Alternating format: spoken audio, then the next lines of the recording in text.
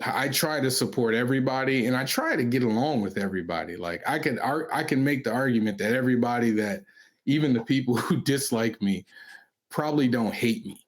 Yeah. Yeah. They Yeah. probably it just didn't work out that day, or we just had a miscommunication or whatever. Hey, listen, if they hate me, they hate me. I can't make everybody happy. Yeah. But at the same time, like I'm trying not to be malicious to people.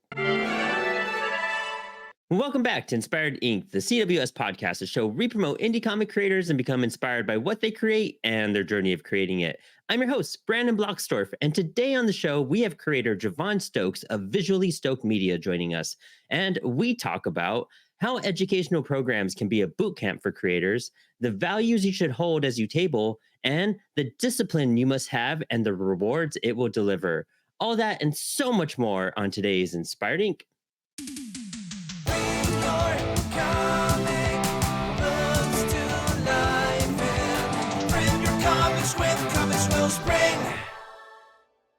How long have you been at the comic book making game in general? I always tell people short story, 10 years, long story, about 15. That makes about sense, right? Yeah. Yeah. That first 5 years is like that buffering period, trying to figure things out, I'm guessing. Something like that. Yeah, I had done projects. I had done a couple of books in that 5 year span, and they didn't go well. So I had kind of taken a break. It was like 2 years, and I did two books, and neither of them were great.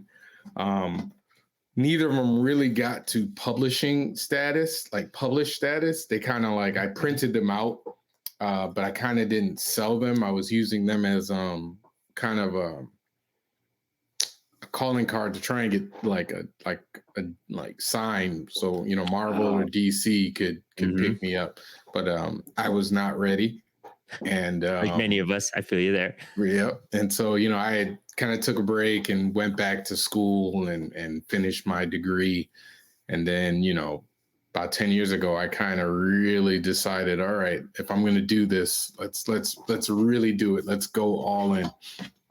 Oh, awesome. So what did you feel like school like helped you in some of this? Did that bring some clarity or understanding to what you wanted to do?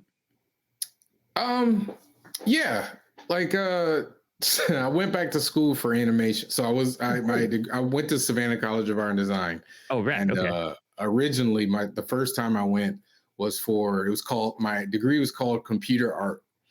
Yeah. That's what it was. And then I took a break for about 5 or 6 years or so. Mhm. And then went back, and that degree didn't exist anymore. It was called what was it called?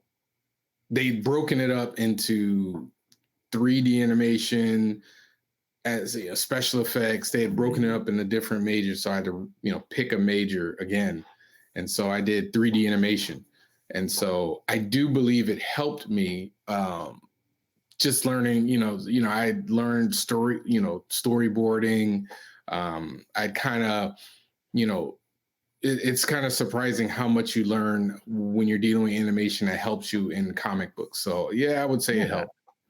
I like even artistically and understanding like the line and like how to form something and make like simple shapes and turn Yep. into something that kind of maybe like simplify just the drawing process and understanding things. I think people forget that like animation is made to be made simple, and Hmm. comics Hmm. are way more complex because of how we approach characters and design and how we bring them about. But if you go that animation route, you kind of get a lot of shortcuts, it seems, and that are very beneficial in not only creating style but like pushing out work faster, I want to say as well. Well, I don't know how much you know about SCAD, but SCAD is. I've been telling people ever since that SCAD is kind of like boot camp for artists. Like whatever you're doing, they really do push you to as hard as you can. So going to SCAD was kind of like learning how to be a professional and how to work when I didn't want to work. So Mhm. it definitely pushed me. Animation in particular helped me with storytelling, Mhm. and understanding how to pace things, how Mm. to, like I said, storyboard things out, writing scripts, things like that. It really did help me. And that's actually when I came up with my character Heat, when I did my second term in school. Oh, cool. So that's really cool. Also, that like it kind of like gave you the confidence to even pursue this further. And school is like such a debatable thing. I hear it from a lot of people. And like I went to an art school. I majored in creative writing. I found school to be very beneficial for like my approach to it because like when it comes down to the arts and people saying they go to school for drawing, animation, writing, stuff like that, everyone always some people rebuttal and be like, oh, well, you can learn that on your own. And they say, those skills are great, but like you're paying too much for school and like blah, blah, blah, all this. Like, and I can see some viewpoints there for sure. But also like I feel like school really helped me just like find like my voice in the craft and what I really adore doing. And like what you said, a boot camp. Like, do you feel like school was like an educational pathway just for you as a creator to really just like make it work and really make you fall back in love with craft and the artistic styles itself? So, I am of two minds of it, but in general, I tend to think that unless you're so good at whatever it is artistically you want to do, that you can't help but make money off of it, right? Yeah. Like you have like if you're such a great artist that Marvel and DC snap you up, or you're such a great artist that the first book you put out is fantastic and it buys everything, you're, in my opinion, you need to learn and you need seasoning. It doesn't necessarily need to be, the 4 year, college. Mhm. You need some sort of training, Mhm. because it's not just you know going to school teaches you things. Like, it actually, in my opinion, it helps get you ready for the real world, right? Like I said, SCAD was a boot camp for me. But it taught me, hey, you got to be ready to draw on days you don't want to draw. You got to be Yeah. ready to do work on days you're not ready to do work. And I think a lot of people straight out of high school aren't ready for that, and a lot of times it shows. They don't. It takes them a while. They flounder about. They don't. Mhm. They don't kind of know what they're doing. And then years later, yeah, they made it. But I think, yes, going to college for an artist, like I said, unless you're that good or that driven and motivated to learn on your own, Yeah. and I think those people are few and far in between, personally. And that intensity you have to learn on your own. You know what I mean? Like that's a whole different ball game and learning that discipline. And that's Yeah. something that's really hard to like instill in Yep. yourself no matter what. Even as me as a creator today, like I went to school for music for a number of years and then I switched to writing right after that. And I pursued writing to the end till I got my bachelor's. And I would probably even go back for my master's just because like in the world we live in, you really can't do much with just a bachelor's in writing, like, if Right. I got a master's, it really advanced me and opened up more opportunities. But yeah, I love that because there's a lot of times when you're doing those assignments, like you're tired, you don't feel good, you hung out with friends the night before, you have life stuff going on, you're just like not in the mood, Yep. just so overwhelmed. All those type of things really do hit you, and you have to turn in that assignment to get your grade and on Right. time with some Yep. quality. And that's the way it works no matter what. I mean, even on doing personal projects, you kind of need to have that intensity and that deadline aspect to go about things and getting them completed because you probably have people depending on you as well, writers, artists, Hmm. even publishers at that point too. So I love that mindset too that you're saying that, fresh out of high school. I mean, I feel like everyone's a little like not sure. I think getting thrown into such a heavy thing right away, that choosing your college career and going right at it and thinking that's the it's kind of like when people do a Kickstarter, they think that's the beginning and end, and Right. whatever results there is going to happen. But it's like, no, it's the beginning. Like, take a breath, take a moment, know that there's a whole path after that. Yep. But fresh out of high school is a little rough, but I feel like even Hmm. I made a better choice after going to school for a bit, taking a little break and then going back, and I really realized what I wanted to do and what I was passionate about to complete school, and with full effort as well. Right. Right. Yeah. I mean, I agree. I do agree. I think, it's a discipline issue. Yeah. Yeah, and like as an artist, like how do you build up like that discipline? Like what's a routine that you kind of got instilled like, as a creator just to be like I know I'm going to finish this project and I know I'm going to advance myself every time I work on something. How do you continue to keep that discipline up? Uh, that's so. I guess for me, it's I had to give up something. Uh, so when before I did started doing comics, I used to play video games a lot. Mm. Used to play Madden, used to play whatever. Just on my time off, I would I'd pick up a controller or something. And so now I had to kind of implant a little how do I put this? I had to implant a voice in my head that goes, "You have work to do. Like you need to do work. Like you got something to do." So I did that, and then I started making a list. So when I woke up in the morning, I'd say, or before I went to bed, whatever the list of things I need to do that day, I'd put a list and I put it in my phone, and I just kind of trained myself to constantly look at the list and check off the things that need to be done. But originally, when I had first kind of sat down to do it, I've told this story before. I originally sat down to do my comic because I was getting married soon, within a year, I believe, and I knew if I didn't do this now, it wasn't going to get done. Like once you once you get married, everything changes. So I was kind of up against the clock because I wanted to get my first book done before I got married, and so once I had kind of instilled the discipline that, all right, I need to get this done before this happens. I need to get done before this happens. It then just became habitual. Like, nice. So the next book, it was, all right, this, I want to get this done. And I got to the point, I do different things now. I set, dates. Okay, I need this done by this date. I need this done by this date.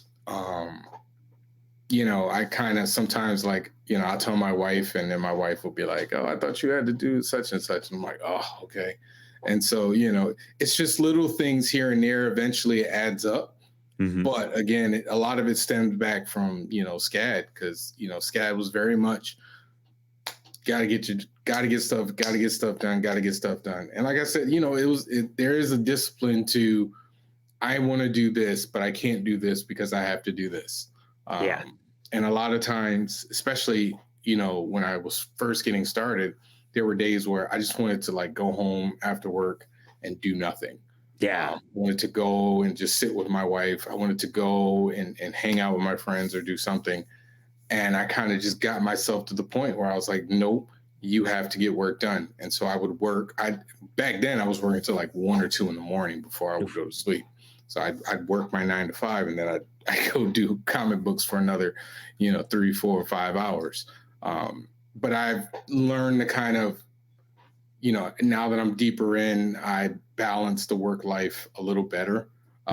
So, yeah, so it's discipline. However you get there, whatever, things you need to do, whatever works that gives you the kick in the butt, and then after a while, once you start seeing progress and you start seeing, the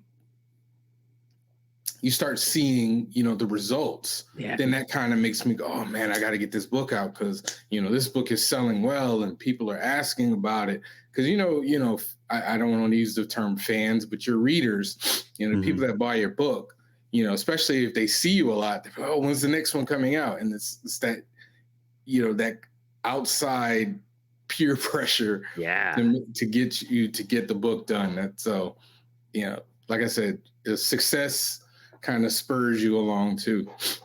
That's such a cool path that you have to take too. You know what I mean? You're having to sacrifice a lot on your behalf to really just instill and figure out this goal. And once you reach that goal, you're basically like, okay, I've done this once. I could prove I could do it again. And then all of a sudden, time starts going by, and it's like now it starts transforming. It's not about like you needing to reach your personal goal. It starts to turn into like now you're reaching a goal so that your readers and your audience Mhm, can mhm. continue to have like this material that they're falling in love with and enjoying. And it stops kind of so much being about you needing to do it for yourself and start doing it for other people. And I Oh love yeah, that because absolutely. like that's what we're here to tell stories for, is for people, is to give people this like I always call it, storytelling survival information. You're passing along stuff that so it could get somebody through a hard day, a hard Right, moment, any of that day. To me, it's survival information through stories. And it goes from personal survival information, things you're instilling, to giving it back to them. And that's so beautiful because like now you're just like purely motivated by like your own abilities, your everything you've set yourself up for, and for this audience you've grown and curated. Like that's a big success move right there. I feel it's just like knowing like this isn't just about me anymore. This isn't about my daydream. It's about like people getting a product that I am creating, and that's just right. so cool. Yeah, I mean, and then on top of that, once as I'm into this career and as I'm meeting other creators, within the indie comics community, within the big two, or other larger companies, you start to see what your peers are doing Hmm. and their successes. And at least for me, I can't speak for anybody else, but it starts to motivate me, Yeah, and I start to go, man, he's put out this book and that looks amazing, man. I got to get to work, man. I can't like look at look at what he's doing. Like how do I get there? Like hmm, and I have a bunch of peers, and I can name drop a bunch of them, but I don't want to do that because I don't want to leave anybody out. yeah, There's a understandable. ton of peers of mine, good friends who are doing phenomenal work. Um, and I constantly watch them and I constantly view it. And it's not a jealousy thing, but it's kind of a competitive, my competitive nature is, well, my friend's over there and he's doing awesome. He's doing fantastic and I'm happy for him. But how can I get over there too? And so Hmm. I start to, okay, he made 7 books. Okay, I'm at 6 books. I got to get my 7th book out. He's doing t-shirts. Okay, I got to get my t-shirts out. He's doing this. So, I'm competitive that way, but it's not in a man, what, I'm happy for the success of my friends, but their success inspires me to get off my butt too. So it's not just one thing, that motivates me to get up and get work done. It's a hodgepodge of a bunch of different things that will push me to give up sitting around and doing nothing, or hanging out with my friends, or like I'd rather go hang out with my friends, but I got to do this Comic-Con because I got to sell books, I got to make money. I joke with my friends that I rarely see them because every other weekend I'm in a different Gone. city. Yeah. Hmm.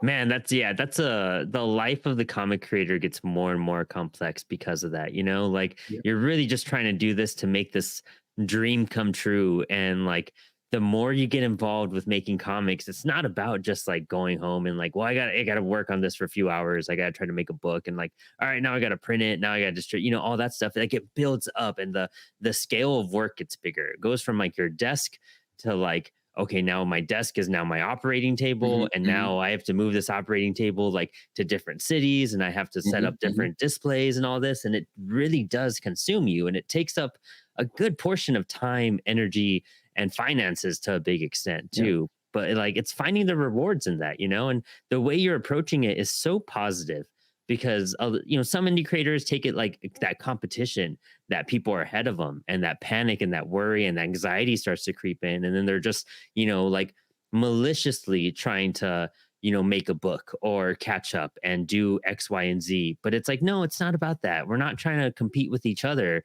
It's like we're all doing our own thing and we're all just trying to do our best. Like I love how like you're being inspired by others, because we should all be inspired by those who have done just a little bit more than us, and like maybe did it like a little bit better than us too, because it's like, oh, I didn't think of that. Like that's something I could snag. That's a cool trick. Like how do I get to that level? How do I test it out to get there. That's the most positive way to think about it, rather than being Right. like, man, they're ahead of me. How am I ever going to catch up? Like, and a lot of people, I feel like more in like non-creative people have that mindset. I hate to say, is that like that whole competitive, we're all up against each other. Like, my neighbor's doing better than me. Like, that's not good type of thing. When it's like, no, it's good. Like, they're happy. They probably worked for it. They're killing it. Like, we should all be celebrating that within comics too.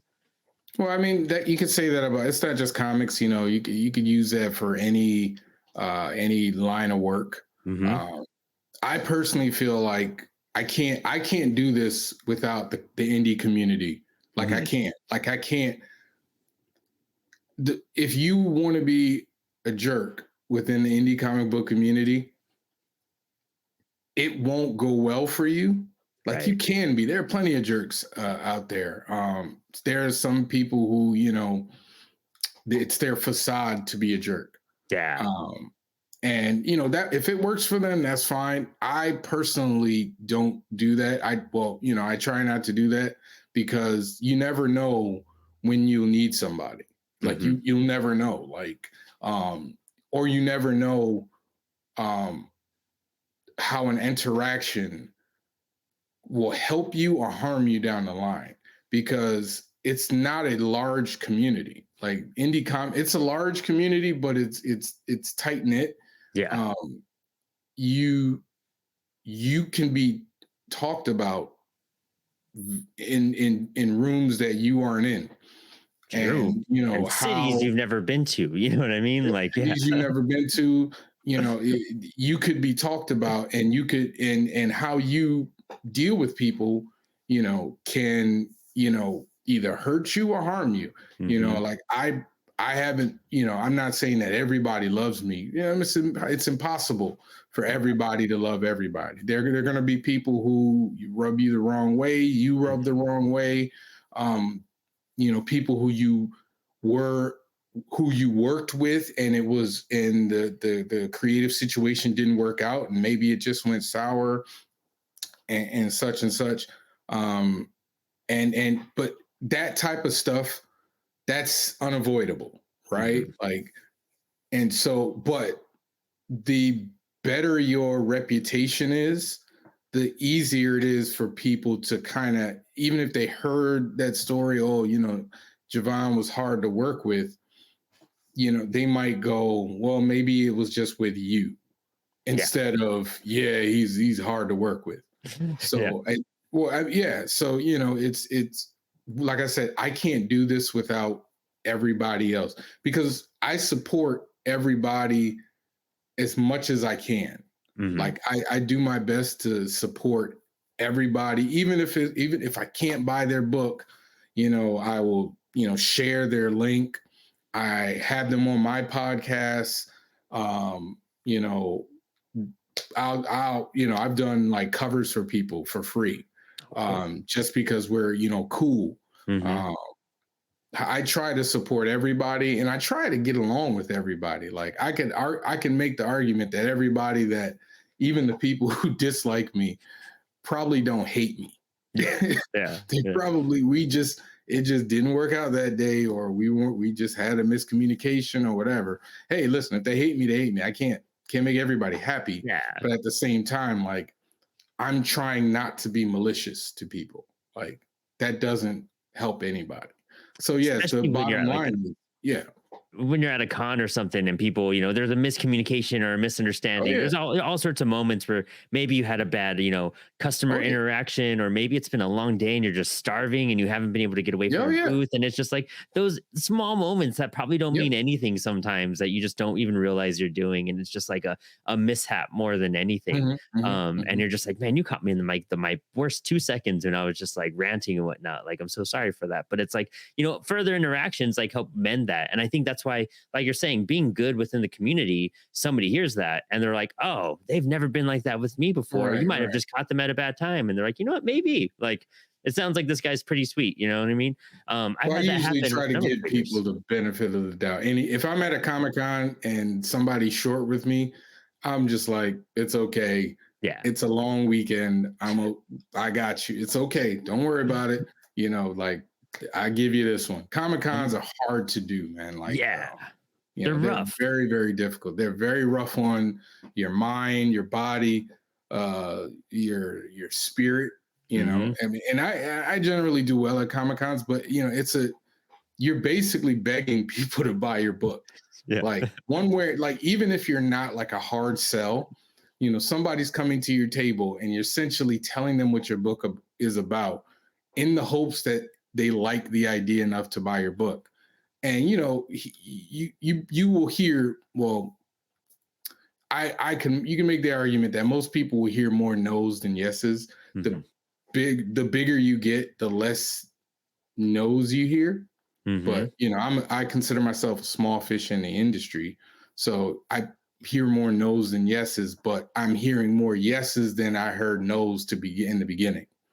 And that's still growth. That's still success. And people Yeah, forget that, you know what I absolutely. mean? Yep. That ratio, that, conversion rate, if you want to put it that way, if that's getting better as you continue to get like Oh more yeah, known and creating more work, like that's still success. And that means like as rough as cons are, because I mean, people forget that like as a creator, you wake up early in the morning to get to the whatever convention center or facility, and then you're setting up your table, making sure it's all priced and ready. You probably forgot food or coffee, and you're probably dying at that point once you realize it. And then you have to start, when gates open, and you have to kind of be like your freshest self and keep that momentum to be like, it's one thing to get rejected here and there, like on social media or like on a sale or trying to work with someone or a publisher, but like at a con, it's sometimes it's constantly like just walk bys and rejections, or maybe it's just not the convention for you and your product. And you kind of have to stick it through that weekend and be like, well, this isn't going to be a home run. I'm not going to make every point here, but at least I'm going to try to make the best of it that I can. And just right. keeping that positivity sometimes gets challenging to a certain extent. I mean, tables cost anywhere between like what, 50 and like $400 depending on where you're going sometimes. Even higher than 400. I've seen some tables cost a lot more than 400. Yeah, no, yeah, yeah. A lot When more you're than looking at 400. bigger I ones, don't like do those then, cons. I don't do yeah. those cons. I'm not paying over $400 for a con. But um again, like it's a growth thing. Like yeah. if you talk to me 10 years ago, I would probably be like, yeah, it's rough, you know, to keep, you know, talking to people and, you know, keeping up the energy. But, you know, I'm blessed enough that I'm hearing a lot more. I've seen this before and I've heard about this, Yeah. you know, and then it leads to sales. So it's not me having to push so hard. It's just me talking about the book, or, you know, people are already, hey, I've heard of this. Oh, I got to get this. You know, I had one lady, you know, she came to me at a Fan Expo Philadelphia, and she said, my son told me to come get this book. Oh, wow. And Rad. so I was like, I didn't have to do anything. I just give her the information, like, oh, I got this book, and this book. And I believe she bought like all of the books, all the books I had. So, you know, and you, like I said, you know, the more you do it, especially with marketing, social media, you know, I've had people who I'm not friends with at all. And Mhm. they'll come over to me and they'll say, I've seen this before. Where have I seen this before? And I can't really tell them because, you know, I've done, you know, different, you know, marketing strategies. My friends have, and it's another thing. Like if you get, you know, if you need your comic book community because they will support you. They will promote your book for you. You know, Mhm. they will say, oh, you should try this, or da da da da, or they'll get on their social media and they'll hold your book up, and you know, they will help you as long as A, you're not a jerk, and B, you reciprocate that support. Mhm. And so I'm, like I said, I'm blessed enough that I'm hearing more yeses than nos. And then a lot of times the nos will come back later and they'll get the book anyway. Or, you know, they'll say no. I've had people who came by my table. I'll do a con one year and then they'll come back the next year and they'll be like, yeah, I didn't get it, but I want to get it now. Nice. Um, That's cool. but you know, those make the nose feel better. Yeah. Yeah. I mean, it's just kind of getting over that beginner's hump pretty much. You know what I mean? It sounds like once you broke through that and you kind of realize like what all came of it, it's like, oh, this is a breeze. Like you just accept the game for what it is at a certain Yeah. point. And that's so cool. I mean, you're so many cool approaches that, to kind of nitpick from, and especially when it comes to supporting other people. Like, we all can't financially support every single one of our friends as much as we would love to, and to, like, buy all of our friends books and support all of our friends Yep. Kickstarters and everyone who's around us. But like, just sharing on Instagram and keeping their social media alive is so crucial today too, because the way algorithms work and interactions, and like giving them that little bolster of like any sort of interaction that helps their page, that's still helping people. Oh yeah, People absolutely. forget that. Like, tag, like collaborate, like do Yep. things like that. Like, all of that will keep your social media game alive to keep you relevant. And it's another barrier an artist needs to fight through, which is like really disappointing again, is that it seems like we're always up against something that's trying to keep our art hidden away from the world, whether it comes from ourselves not going out and creating the art, or social media creates a barrier, or just the way you're trying to sell to certain people or certain shops, that becomes another gatekeeping wall, or publishers. But it's finding those little moments to like support in small ways that can really help change that, piece by piece, to at least keep everything alive and exciting for people. So Yep. where did Visually Stokes Media come about at this point? Originally, so I've been kind of freelancing for quite a while, over 15 years. And originally, my little company was called a bunch of different things. It was called, JaVon Stokes Studios. It was called what was it? J Lingo Studios. They had a bunch of names. And this was usually when I was in college, and my first in between, 10 years at SCAD. I had done different projects here and there. I had a bunch of different names. But when I kind of sat down to really do the comic book thing, I really took a minute to figure out, like, I need a name that I can be proud of and that I'm going to ride with. Like, we're not changing this up in, a year or two. Like, I needed everything. So Visually Stoked came, actually, my last name Stokes, obviously Stoked. But the visual part is, part and parcel to what I do, make graphic design, illustration, animation, all stimulus for the eyes. So I kind of took my last name, obviously Stoked and Visually, and kind of put it together. And honestly, I can't even remember the first day I came up with it. I mean, we're talking 2013 to Cool. 2012. It was around that time when I came up with it. But I do remember doing the logo. It was like, I wanted to do an exclamation point with the eye, but the first one I did looked too much like the Image logo. There you go. So I was like, well, what if I put the V in it? But I wanted to still look like, so then I kind of started messing around with it to try. And then that's how I came up with what, the logo, which I love. I still love to this day. It's super cool. It stands out like crazy. Yeah. Thank you Caught so my eye much. right away.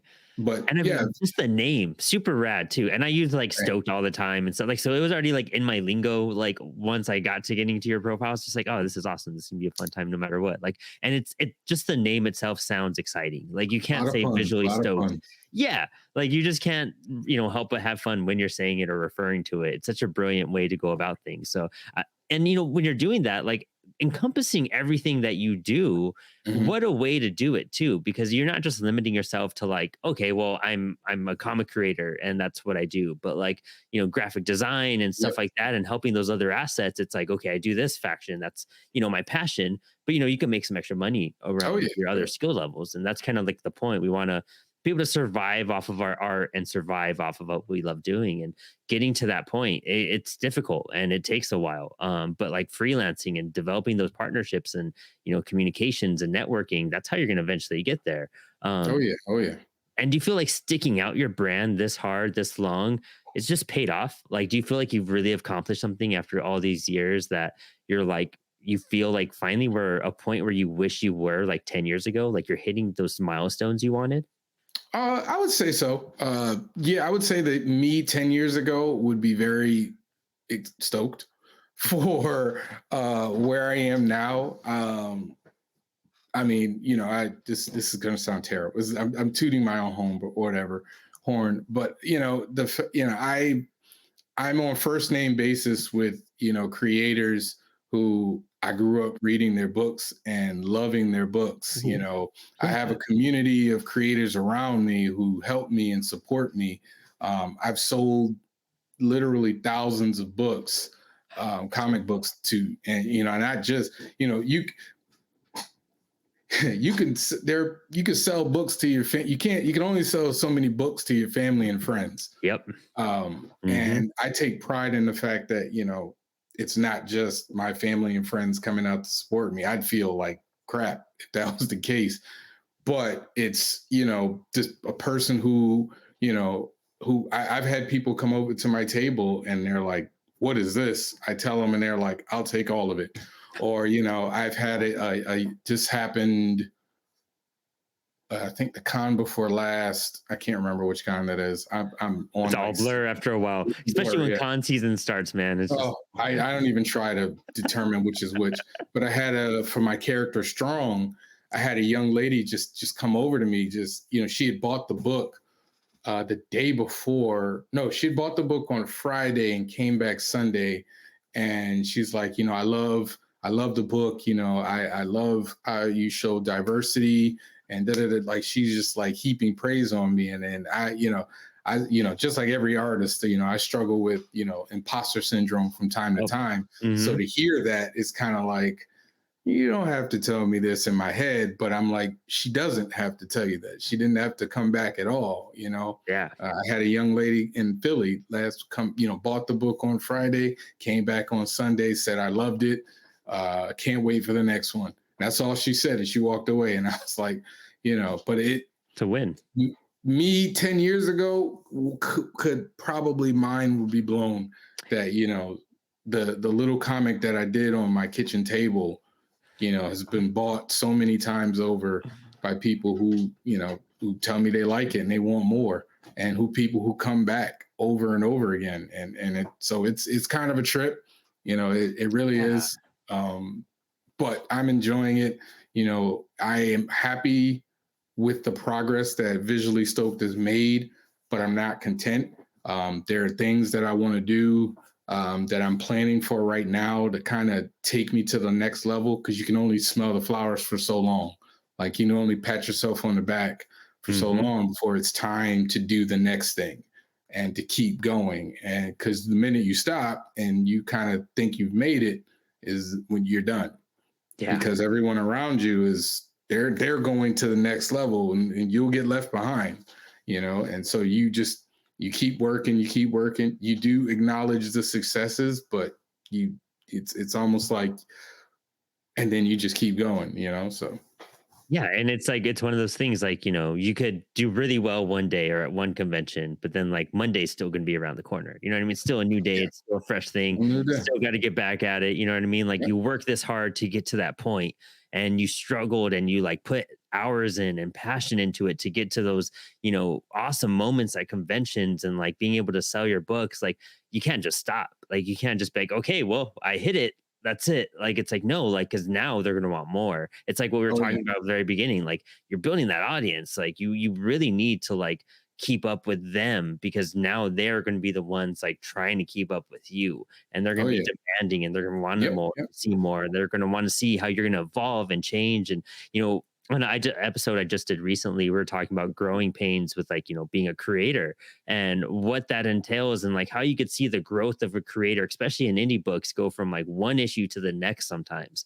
And, part of like an indie consumer, standpoint is seeing that growth. A Mhm. lot of people love seeing like an issue one and then turning around and seeing issue two and being like, look at the writing or art style and how it's just evolved into this. And Yeah. I think we get excited when our creators do that type of, step out of their comfort zone and finally Mhm. start making their style and everything. Do you feel like you started really creating your own style and version of things like over the last couple years to really define yourself as well?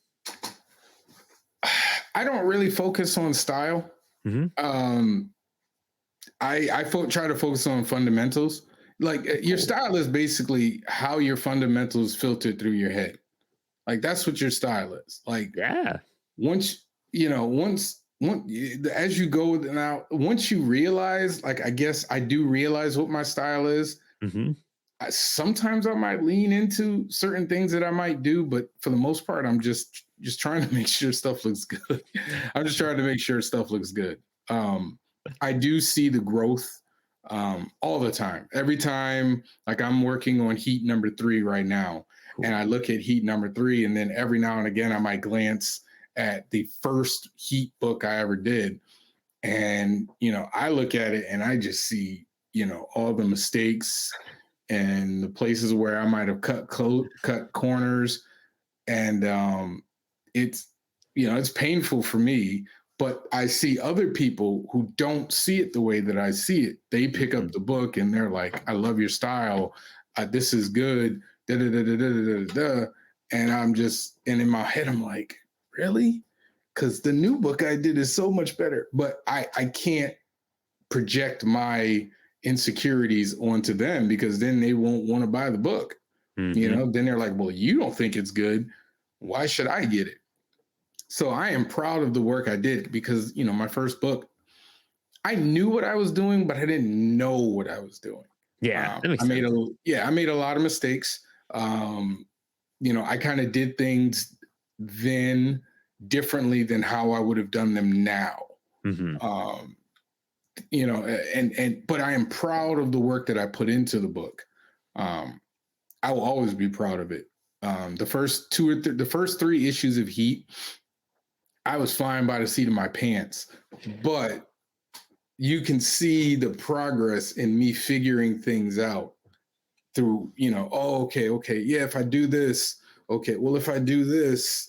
And so the first 3 issues were kind of a marathon for me, and figuring out how to make comics. And then Hmm. from there, I did my graphic novel. And that was another challenge, because with the other 3 books, it was 24 pages, and Hmm. then I took a break, and then 24 pages, and I took a break. And then the graphic novel was like the definition of a marathon. It was 72 pages. Oh, It whoa. was Yeah. 72 page, graphic novel. And I mean, I was working on that book. So I've told this story before too. Uh, I I was doing that book. I had to do a Comic-Con. It was coming up, Terrificon, Oh, nice. in Connecticut. It was the second time I did Terrificon. I was working on that book all the way up through my birthday, and I finished on my birthday. Like, Oh, nice. finished on my birthday. What a And I reward. and yeah, and I like sent it off. I had to make a deal with them to send it off so they can get to you guys, to send it off so that I can have it by so I can get it by the time the Comic-Con. And I was so wiped out, that day, I like, after I'd finished, and I worked through the night for like 3 days straight. Like, I took off work to work on this for 3 days straight. That's And so, passion. oh yeah. And so by the time I sent it out, I'd never forget, my wife and my stepdaughters had come down, and they're like, "You finished?" I'm like, "Yeah, I was awake." And I was so kind of excited that I had finished. Um, I was like, "All right, I'm gonna go get something to eat." Because I didn't finish it until the afternoon, now that I remember. And Hmm. so they had left to go to school, or they had gone somewhere. And then I was like, I'm going to treat myself to Chick-fil-A. And I went to Chick-fil-A, and I sat there and I put my head on the wall and I fell asleep. There you go. Yes. And I slept for about an hour. Nobody woke me up. And so, but it was, I saw the progress. I can see the progress from there to there. And even to the new series for Heat, I can see the progress from issue 1 to the new issue that I'm doing now. It's just me learning from my mistakes and just getting better, and leaning in the fundamentals more than I did in the beginning, where I was just kind of doing it. Yeah, man, that makes so much sense. It's kind of, I feel like a lot of creators go this way too, where even like in a musician realm, like, you kind of pick up a guitar or bass or, any instrument and you're just going to start figuring it out. You're just going to start playing Yeah. and whatnot. And then it's fun. It's cool. It's punk rock and everything. And then you start you're like, oh, there's music theory. Like, how Yeah. does that going to benefit me or is it going to make me too structured? And then you learn it and you're like, oh, this is helping me make sense of Mhm. things. And it just clicks more and more as you study it. Yep. And just like with any artistic technique, like, when you first start drawing, doing cylinders and cones and Mhm. Mhm. cubes, you're just like, this is boring. But also drawing a cube is really hard. Like drawing a really good cube is pretty hard. And it's not like, and once you get through those steps, you're just like, oh, like I need to get good at this because if I can master this cube, then I could do that. And you realize Right. how accessible things are. And it's cool that you even go back and look at your past work because a lot of people kind of box it up and they're just like, Oh no, okay, I box it out. The only reason I see it is because I'm selling. yeah, Because I exactly. see because people are opening the book in front of me, and then I'm like, but I generally try not to go back. I try That's not to look at understandable. it. Only I mean, I think I might have done it once in the last like 5 years. Oh, And I okay, just yeah. I needed information like for writing purposes. Makes sense. And Yeah. so like I kind of needed to do that. But I try not to. I'm like, once I finish a book, if I can, I'll never read it again. Yeah, Uh, that makes because you've worked so yeah. diligently and intensely in it. I feel like I just got like a zine back that I created and the first ash can for my first book that's coming out. And I was so excited to get them in the mail. And I was like, rad. And I kind of flipped through it and I was like, cool. And I Yep. put it down and I was like, I'm You put good. it down. Like Yep. I know what's in there and Yep. I know it looks awesome. So it's Hmm. great. But that's Yeah, the thing you've too done a is page like you oh yeah. especially for me. I draw, write, letter, color, everything. So I've seen every single page Too many times dozens, probably. if not hundreds of times Yeah. because I'm constantly, let me, I flat this page, but I have to go back and look at the colors that I Mhm. used for a previous page to continue the flatting. Like I've gone back and forth. I've seen it so many times. I don't need to see it anymore. Yeah. I'm okay. I know exactly what it looks like. I know exactly what every page of every book that I've ever done. But I will say, part of me wants to go back and recolor my first Mm. my first few books, and then I might do it next year, depending on how much time I have, and just kind of do a remastered, recolored version because I'm a better colorist now than I was before. Like I'm a way better colorist. And That makes so I sense. kind of want to go back and kind of redo it and make it look nice, looking nicer. Because again, I was just learning about coloring for comics that way. I didn't have a style. I have a way. I just kind of was like, let me Or like a figure out how real to. understanding of like the theory Yes. behind it and how it all works and again, theory behind like the craft, it's you could pick up stuff here. Even when I color stuff now, I'm just like, I'm gonna pick 3 colors, be really specific and kind of run with Yep. these 3 to not get overwhelmed. But like I really do want to learn more about the aspect of the theory of color Right. Right. to really like be like, so I'm not just choosing 3 or 4 colors and I could really choose like the right scope of things and apply what should really be there Yep. versus what I'm just like kind of winging with because I don't want to Yeah. go through all these purples and reds and whatnot. Right. But what you said about like selling your book to somebody that, an early book where you're just like trying not to kind of cringe at a little bit, but you're still trying to be hyped for, that is like another like thing creators need to know and remember too, is like, don't down your work in front Oh, of I like never do the that. audience. Like Never that's do that. yeah, like that's so crucial. Like the fact that you're able to be like positive and stick through the positivity and keep that going. Cause I've seen that. I've seen creators be like, oh, well, that was early. Like they're trying to explain themselves. I feel like I might have even done that once or twice too, with even like music or stuff like that, or especially podcasts. Like my first, like Apollo's first iteration of the show, I'm always like, don't check that out. Like it's not the best, but people are like, oh, I want to start from the beginning. And then they love it. They really get engaged and they enjoy it. But it's like our own self-criticism that Yeah. like crushes that. And you're like, Mhm. when it comes to like promoting your work and anything you've done, just promote your work. It's your work. Be proud of it. Yeah. Like they'll see the evolution. They'll know that it's from 10, 15, 20 years ago and where we are now, it's going to be different. Like audiences get that. So being positive in those moments, best route you could take, and you'll make $1 off of it too and not lose that Well, sale. I focus on the content, right? Like I don't Mhm. really focus. My job is not to talk about the art. The art is the art. The art will speak for itself. Yeah. So when I talk about heat, I tell people, it tells the story of what happens if the powers that make you a hero also want you to destroy the world. And like, they want to hear about the story.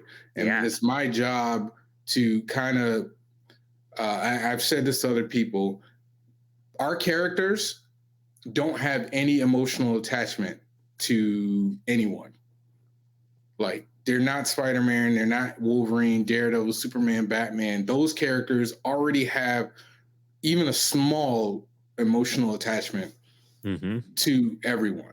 So you don't have to sell Superman for the most part. You don't have to sell Batman, Spider-Man, because we've all watched a cartoon, read a book, seen a movie, whatever. The attachment's there. For us as indie creators, like, no one knows Heat until you meet me or you see me on social media. So it's my job to introduce you to the character and give you the smallest amount of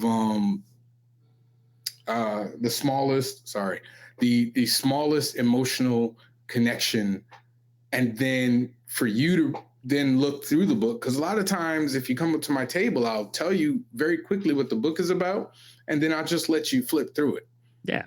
And then I won't really say much. Or if I do, I'll talk about, if you're wearing a cool cosplay, or you have a nice shirt, or if you got a sports team, I might just talk sports or whatever and just let you flip through the book. And then if you have questions, I'll answer them.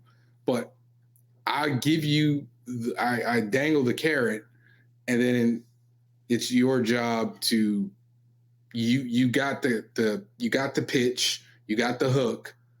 If you like the art, that's it. I mean, either you like it and you like the hook and you like the pitch and you like the artwork and you get the book, or you don't. Or, you can't, if you can't afford it now, maybe I see you next time and you can. But I don't sell too hard.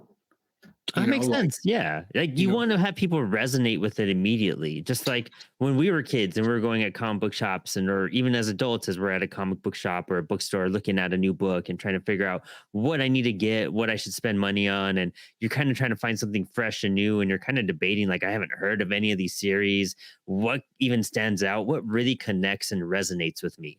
And it, sometimes it kind of sucks because you're at a table, it's your business. It's like mini shops people are walking up to and they have to say yes or no to everywhere. Right. But you have to know, like, your book should resonate with someone. Someone should take it and want to take it home and read it and check it out. And if you kind of push that sale too hard and you kind of force them to get it, in a sense, like, they might just take it home and just put it there and it might just sit there forever. Right. And you're like, dang, man, like, I got a book out, but was it really for the right person? Like, you put so much passion and money and investments into your creation. You want it to go to people that are going to, like, also love it and check it out, or maybe even just pass it along to somebody else. Like, but forcing a sale, I feel like has a bigger backfire effect than, like, it does positivity. Yeah. I mean, I've seen people force sales, and I've seen, like, I tell people, I just give you information. So I'm just going to tell you the pitch. I'm going to tell you how much it costs. And I'm going to say, hey, take a look. And then, you read it. And, if you want to talk about the book, we could talk about the book, or we could talk about other books. I have pitched so many books to other creators' books. And I've been like, yeah, you might like this or whatever. Because I'm not too hard on it. You're either going to buy the book or not. There are people who, they might like my artwork, but they don't like superheroes. So they're probably not going to get it. But when I tell them I'm working on a horror book, they're like, let me know when you have that, so superheroes aren't for everybody. And that's okay. Like, that, we have to understand that that's okay. Like, your book might not be for everybody. Yeah. Even Superman and Batman and Spider-Man isn't for everybody. Right. Yeah, exactly. And so, I can't get down on it or be frustrated if somebody doesn't buy my book, if they don't read superheroes. Now, I've had people buy my book to support it, just to support, and I appreciate it. And I'm not going to say no. And who knows where that book ends up? But again, who knows where that book ends up? They might buy the book out of support, but then they have a nephew or a niece or somebody they know who likes comics, and they'll just give that to them. And then that person who bought the book might not become a fan, but that person who they gave the book to might become a fan. Yep. So you can't spend too much time being worried about, this person didn't buy my book. Oh no, they said no, or they looked through it and they're like, oh, okay. I can't dwell on that, because if I get frustrated with that, then I might miss the person who does want to buy my book. Like I've had, two sets of people come up to my table, and I'll say the thing, say the spiel, and one of them will stay and the other one will go. Yeah. And or both will stay or both will go. I can't get too wrapped up into that. I have to focus. Okay, this person didn't, don't worry, the next one will. That person didn't, don't worry, the next person will. And even if you have bad shows, I've had bad shows before, but even in the bad shows, something good might have happened. Like I might have befriended like a creator, and that creator and that relationship might lead me to something else. So you just have to keep looking for the bright side of it, because everything happens for a reason. Dude, yes, 100%, and not beating yourself up about that's the key thing. Not everything's for everyone. You have specific tastes. I have specific tastes. Like, it's just like when you go up to other people's booths, you're like, oh, cool stuff. Like, I'm really happy you're making comics. It's not for me, not my flavor, but I'm hyped that you're doing it. And it's like, we got to have that respect to customers too, and I think we forget that. Sometimes creators kind of beat themselves up a bit too much, be like, man, I just haven't, and that does get frustrating. You're rightfully able to be like, man, it's been a frustrating con. Like, I'm not making any sales here. It's kind of a bummer. But it's like, don't let it ruin your whole trip. Like, go back to the hotel and have fun. Hang out with all the creators you've been befriending and like your neighbors and everything, and see where they're going. And you can meet up or, hook up with people to get on podcasts and whatnot. Like, there's so many opportunities other than the sale. And got to be open to that. Or maybe you just get a bunch of cool commissions done because you have a bunch of downtime because it's just a dead con or something too. So there's all sorts of things that could like happen and stuff like that. Whole lot of, there's so much. Man, JaVon, I didn't even, we're already hitting an hour, dude. This has been an awesomely, like, really interesting and inspirational conversation on just your journey and your approach. The positivity you have behind it and the passion that you have, it resonates really well. And I think it lets a lot of creators know like what they need to do, what they need to think about, what they need to consider, and just like their attitude when they go out to these events. And I think more people need to hear this episode to kind of have a reminder of that because of how you're operating and what you've been doing. And I mean, you've been at this for, 10, 15 years pretty much at this game. And it's a struggle. It's a grind. And it's also like the coolest, most rewarding thing in the world because we're here making comics and showing it off and showing our friends and inspiring people. And I can't wait to check out what you're up to. So speaking of which, before we sign off, why don't you tell us where we could find your work and your stuff and what you're going to be up to for the rest of 2024? All right, so you can find my books, Heat and Strong. Heat, like I said, answers the question, what if the powers that make you a hero also want you to destroy the world? And Strong is a day in the life of the strongest superhero on the planet. Just happens to be a 6'2", half black, half Latina powerhouse. You can find both of those books at Visually Stoked Media. No, excuse me, visuallystoked.com. And then my Instagram is Visually Stoked Media. Facebook is Visually Stoked Media. I think my TikTok is my name. It's JaVon Stokes 01 or something like that. I can't remember. I rarely use it. I'm sorry. Same. I know. Yeah. I have an app that posts on TikTok for me. I don't really. And then, for the rest of this year, I'm doing Heat number 3 right now. I'm trying literally as soon as we get off this call, I'm going to go start finishing that. Nice. I have another children's book coming out that I can't really talk about just yet, but it should be really cool. It should be out by the summer. I'm doing, like I said, the aforementioned horror book. The name of it is, I forgot the name of my book. Wait, Irreconcilable. That's the name of the book. That's my first non-superhero book. I'm so looking forward to it. And then hopefully later in the year, Strong number 1 will be out. Strong number 0 is available. Strong number 1 hopefully will be out later in the year. I am working very hard to get this book done. I'll have, I'm going to be doing a line of t-shirts. I'm going to be stepping into doing stickers. And if all goes well, we will get the very first Heat toy Ooh, this summer. that's If all sick. goes well, Dude, uh, that's success. Once you start yeah, getting a toy made of your stuff, I feel like that's the that's the right. winner. And then on top of all that, I was hoping to begin development on a self-produced Heat, the animated cartoon. That's exciting. If all goes well, I have been putting it out there. I've been telling everybody, and I'm really doing it to kind of put things out in the atmosphere and as well to motivate me. Mm-hmm. But I'm right now, once I get through with Heat number 3, and then I get finished the children's book, I am full speed ahead, getting it done. I'm working on the script now, but it will be self-produced. Hopefully I can have something to show from it, if not later this year, early next year. But I'm excited.